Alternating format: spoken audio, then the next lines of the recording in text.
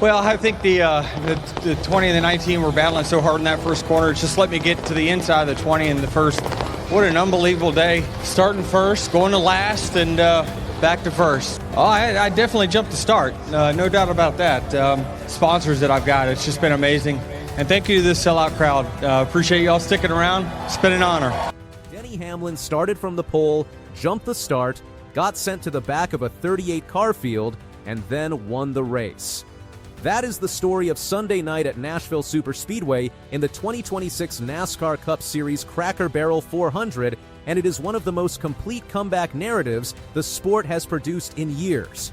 The 45-year-old Virginia native scored his 62nd career win, delivered Toyota its first ever Cup Series victory at Nashville, and did it in a 3-wide last-lap battle against his own teammates. What an unbelievable day. Starting first, going to last, and back to first, Hamlin said in victory lane. The race itself was delayed 80 minutes due to rain at the 1.33-mile concrete oval in Lebanon, Tennessee.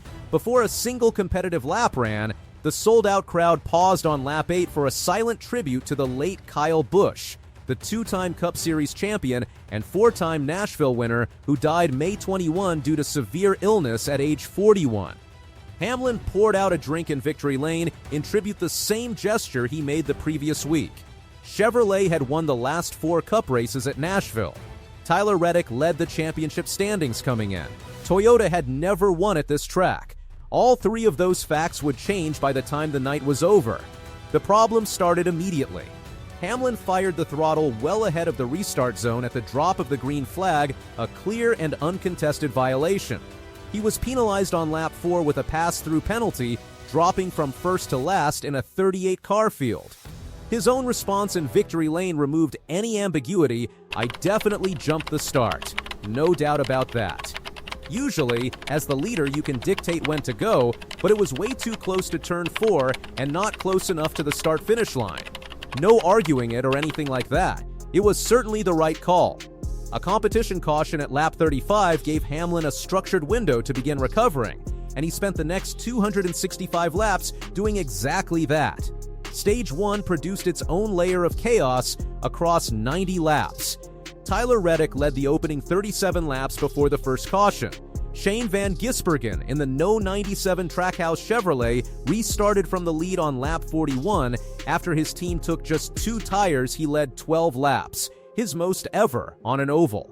On lap 72, rookie Connor Zilisch blew a right front brake rotor entering turn 1, a hard crash that ended his night. 2 laps later, Ross Chastain, the 2023 Nashville winner, suffered the same catastrophic failure. 2 Trackhouse racing cars, same result, 0 warning. Chastain explained it plainly, "We're accelerating faster, so we must have to slow down faster. We haven't had the issues others have had here. We've seen others have these issues in the past. Miscalculation somewhere." The 2026 rules package had increased engine output to 750 horsepower with lower downforce, demanding heavier braking at corner entry, and teams that did not optimize their brake packages paid the price. NASCAR Vice President Mike Ford confirmed the failures came down to individual team choices, depending on what kind of brake package you use and setup that you chose, which is a team's choice. That's what we believe led to a lot of the problems.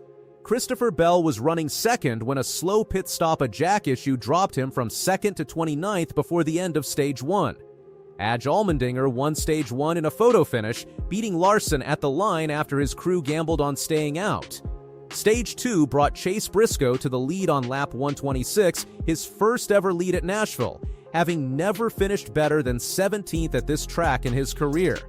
An Austin Dillon spin on lap 145 reshuffled strategy across the field.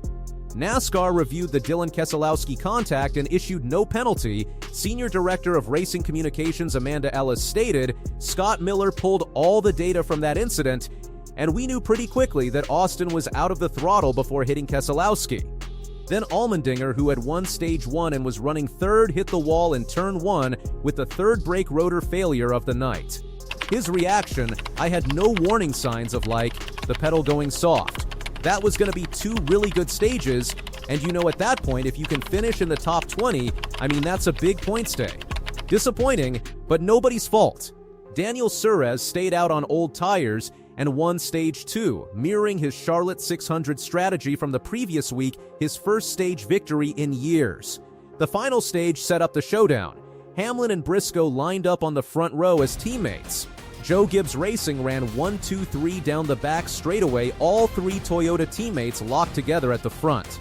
Bell eventually took the lead with 55 laps to go after Bell's crew chief stretched their strategy, and Hamlin's crew responded by pulling him to pit road for fresh tires, an aggressive countermove to put the veteran back in contention. Bell led with 12 laps remaining when Briscoe's brake rotor exploded on the back straightaway for the fourth failure of the night. The caution set up a 4-lap shootout with Hamlin, Bell, and Briscoe, 3 JGR Toyotas on the front row. On the restart, Hamlin pushed Bell to the lead and slipped to second. For 2 full laps, Hamlin and Bell ran side by side with neither gaining a clear advantage. Briscoe waited in the inside lane with 1 lap remaining, going 3 wide for the win. On the white flag lap, Hamlin made a deliberate tactical choice, stopped trying to outrun Bell, and instead read what Bell was going to do. I said I'm going to wrap the bottom. I think he's going to drive in really deep. I had for the last 3 or 4 corners in a row trying to clear him, and so I said I'm just going to roll the bottom, and he drove in so deep it just let me clear there.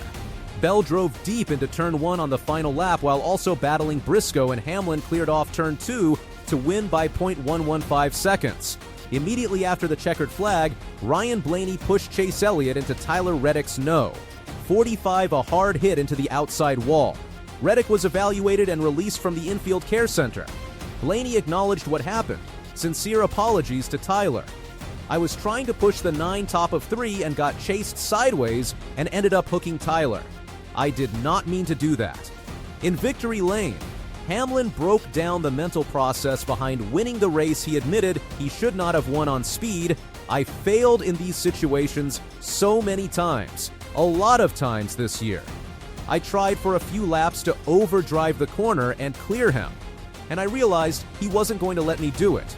He also addressed what still drives him at 45. I still love it because I can win every 7 days. I think that's my fuel. It's weeks like this where you win and you probably shouldn't have. On his trophy table reset tradition, every January 1st, I reset the table and it's my job to refill it during that calendar year. Every January 2nd, I look and I'm like, dang it, now I got to go out and earn more. Bell extended his winless streak to 21 races. He has led 398 laps this season without a victory. His post-race reaction was direct and self-critical. It's pretty simple. Just disappointment. I got nobody, nothing, no circumstances to blame except myself. I just didn't win the race. He was equally blunt about the car advantage. I got the best car on the racetrack. I had the best car on the racetrack, and we had the lead on the restart. I got a great push from Denny on the restart, and I didn't win the race. It wasn't circumstances this time, Mark. There's a lot of circumstances that I've had this year, but this time it was nothing, buddy. It was on me. Bell closed with a direct statement of intent. We're going to win a lot of races, and I might win next week and the week after, but I'm going to win one of them. That's for sure. Briscoe said of the final laps, we had a really good Bass Pro Shops Tracker Toyota. Just felt like it was certainly capable of winning and ended up 3rd. But great day for JGR, obviously 1, 2, 3, and just wish we were the ones in 1st. The final numbers from Nashville, Hamlin's 62nd win places him 10th all-time in Cup Series history, just 1 win behind Kyle Busch for 9th.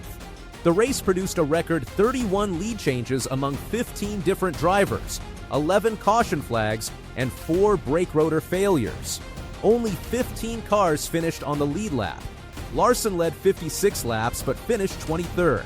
SVG recorded a career-best oval result of 5th place with 12 laps led. Reddick still leads the championship standings, now 97 points ahead of Hamlin and 174 ahead of Blaney in 3rd. Goodyear is bringing a new right-side tire to Michigan International Speedway for the Firekeepers Casino 400 next Sunday at 3 p.m. ET on Prime Video, where Hamlin is the defending race winner, arriving as the hottest driver in the garage.